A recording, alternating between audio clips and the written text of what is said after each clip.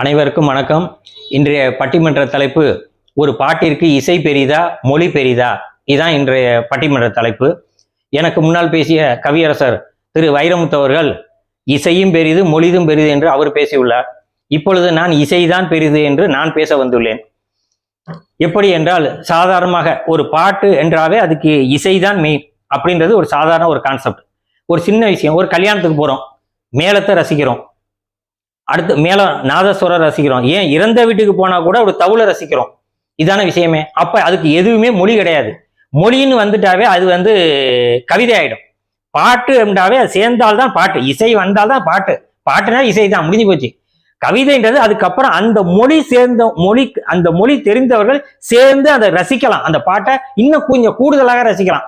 ஒரு உதாரணத்துக்கு சொல்றேன், சாதாரணமா ஒரு விருந்துக்கு போறோம், சாப்பாடு எப்படி இருந்துச்சு, சுமாரா இருந்துச்சு, மீடியமா இருந்துச்சு, ரொம்ப நல்லா இருக்குன்னு சொல்றோமே, அது மாதிரிதான் அந்த இசையோடு சேர்ந்து நம்ம மொழியோடு சேர்ந்த வரிகளை சேர்ந்து ரசிக்கும் போது அந்த பயணம் பண்ணும்போது நல்லா இருக்கும், அது உண்மை.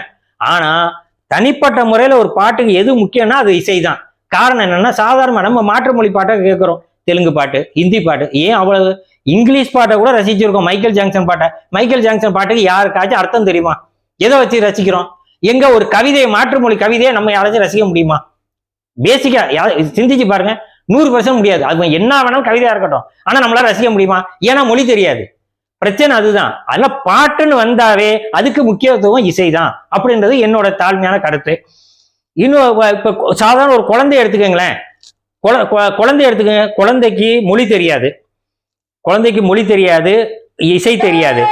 இந்த பாருங்க, இந்த ஒரு குழந்தை அழுகுது, அதுக்கு ஒரு தாலாட்டு பாட்டு, துளியிலே ஆட வந்த வானத்து மின் விளக்கே, ஆராரோ ஆரீரோ அன்பொலிக்க நேற்றிவரோ, தூங்காமணி விளக்கே தூங்காம தூங்கு கண்ணே, ஆராரோ ஆரீரோ தூங்கிட்டு பாருங்க. இது எதுக்கு? மொழிக்கு தூங்குனிச்சா? இசைக்கு தான் தூங்குனிச்சு, மெட்டுக்கு தான் தூங்குனிச்சு. அதனால எப்பவுமே என்னோட வாதம் இசை அப்படின்றதான் என்னோட வாதம். இதை எல்லாரும் பேசுறவங்க யாரு வேணாலும் பேசலாம்.